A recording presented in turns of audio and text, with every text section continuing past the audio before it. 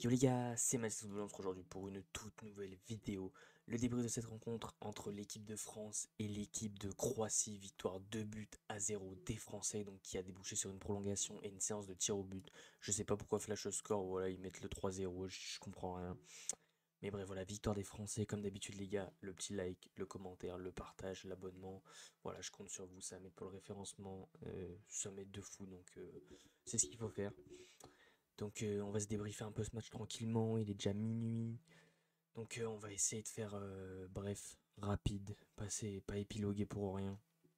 Dans l'ensemble, un match, une prestation française qui a été bien au-dessus de la Croatie comparé au match aller, où vraiment là il y avait rien à dire, hein. C'était vraiment les Croates qui avaient surdominé les Français, à part en seconde période. Mais des Français voilà, qui même ce soir n'ont pas su être assez décisifs. Le premier but, il intervient sur un coup franc de Michael Olise, juste magnifique, rien à dire, le coup franc il est propre, il est déposé dans la lucarne, Livakovic qui ne bouge pas d'un poil. Et le deuxième, c'est Dembélé, encore une fois Olise qui fait son meilleur match sous le maillot bleu, buteur, passeur. Rien à dire ce soir, et Dembélé qui met son septième but avec l'équipe de France à la 80e pour déboucher sur une prolongation. Une prolongation où malheureusement les Français vont buter encore et encore sur Livakovic qui fait un énorme match, rien à dire. Et donc ça va déboucher sur une séance de penalty. Le premier penalty est arrêté par Mike Maignan, voilà Batourina qui se loupe. On a ensuite tac tac tac Ivanovic qui se loupe devant, qui la met complètement au-dessus. Koundé pareil du même côté qui la met complètement au-dessus. Pasalic le met, Colomwani le met, Jakic le met, Théo Hernandez à la balle du chaos, à la balle de fin de match, il la met complètement au-dessus. Donc c'est reparti, Chalita Tsar le transforme, Doué tremble pas comme face à Liverpool Anfield, Stanisic se voit son penalty arrêté face à Mike Maignan, et Upamecano vient la transformer en pleine lucarne. Donc victoire des Français, les Français qui retrouveront l'Espagne en demi-finale de la Ligue des Nations. Au vu des statistiques les gars, on a un gros côté rouge, donc rien à dire sur la victoire, hein. 2,61 d'XG, 62% de possession, 28 tirs, seulement 8 cadrés cependant. C'est vrai qu'il y a eu très peu de tirs quand même français cadrés. 5 tirs du côté de la Croatie, 0 cadré. On n'a pas atteint les 1000 passes. Mais bref, une surdomination du côté de l'équipe de France. Mike Maignan, qui a rien eu à faire dans ce match, mis à part la séance de penalty où il est très bon, il en sort deux, donc merci Mike, ça change du Goloris. Mais sur le match en lui-même, il n'a rien eu à faire. La défense, Saliba ou Upamecano, rien à dire. Les mecs ont été à la hauteur, les mecs ont rien laissé passer. C'est pour ça que Mike Maignan, il a encaissé aucun tir. C'est vraiment parce que les mecs, ils ont fermé tous les angles. Ils étaient là à la récupération, à la projection. Non, franchement, rien à dire. Ces deux-là ont fait un boulot monstre. Et Upamecano qui met le penalty décisif. Théo Hernandez qui a fait du Théo Hernandez, qui a débouché de temps en temps sur son côté gauche, pleine vitesse, sans être flamboyant. Il a été assez bon.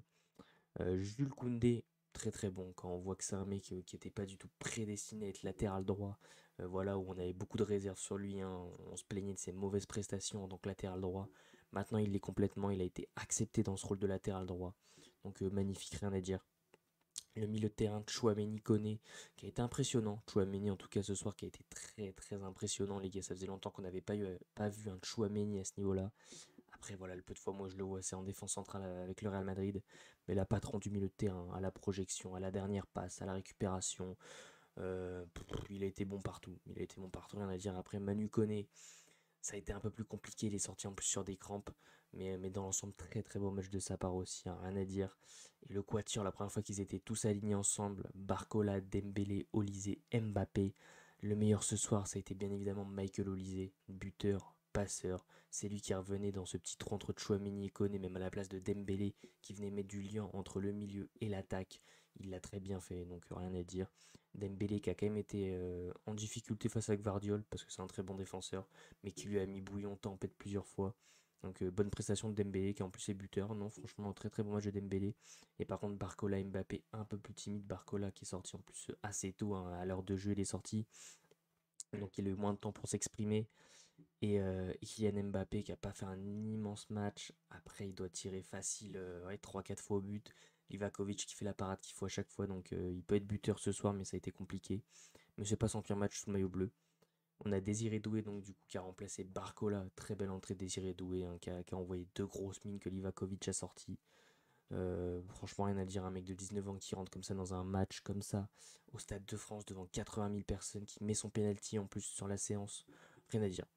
Randal Kolo Muani, entrée compliquée quand même à la place de Dembélé. Il n'a pas apporté grand-chose. Ouais, j'ai pas grand-chose à dire honnêtement sur Kolo Muani. Ça n'a pas été flamboyant sa rentrée. Kamavinga, très très belle rentrée à la place de Michael Olise, rien à dire. Il s'est très vite intégré dans ce milieu de terrain. Il a très bien servi Mbappé à un moment qui vient buter sur Livakovic encore une fois. Mais dans l'ensemble, voilà, très très belle entrée de Kamavinga et Zaïre Emery qui est rentré à la place de Koné qui avait des crampes. Bon, c'était la 111e. Il restait pas énormément de temps. Tout le monde était un peu crevé, donc il n'est pas forcément sorti du lot. Alors que du côté de la Croatie, Livakovic, super match ce soir. Voilà, franchement, il a sorti tout ce qu'il pouvait sortir. C'est les buts qu'il prend, c'est que c'est très compliqué de les sortir. Mais tout ce qu'il a pu mettre en dehors de ses cages, il les a mis en dehors. La défense, mine de rien, bah, la défense après on pourrait prendre toute l'équipe hein, parce que tous les mecs étaient à 11 devant le but. C'était un bus complet. Mais dans l'ensemble, voilà, Soutalo, lui qui a été très très bon, qui est le seul à pas avoir pris de carton jaune. Gvardiol, très fort aussi, vraiment, qui a su contenir quand même Dembélé, Olysée, Mbappé. Franchement, on a dire, il était très très bon. Tchaleta Tsar, pas mal aussi dans l'ensemble. Stanisic, il a pris un peu bouillon de son côté. Le milieu de terrain, Modric, Kovacic, c'est très très fort pour ressortir les ballons. Franchement, ces deux-là, les mecs, quand on voit que Modric, il a 39 ans, Kovacic, il doit quasi avoir la trentaine. Enfin, c'est. Ouais, franchement, les mecs, chapeau, je leur tire mon chapeau, c'est juste incroyable. Mais une fois qu'ils ressortaient les ballons, devant, c'était plus compliqué. Perisic qui n'a pas fait le même match qu'à l'aller. Donc forcément, ça a été beaucoup plus dur. Susic, Kramaric et Boudimir qui ont très peu été en vue. On a très peu touché. Et ça n'a jamais abouti à quelque chose. Donc les ressorties de balles étaient souvent basiques. Ça servait à rien. T'arrives à ressortir le ballon. Mais une fois arrivé devant ces quatre-là, c'était très très compliqué.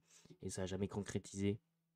Et on a même l'entrée voilà, d'Ivanovic, pareil, qui a pas su apporter beaucoup de choses différentes de Boudimir.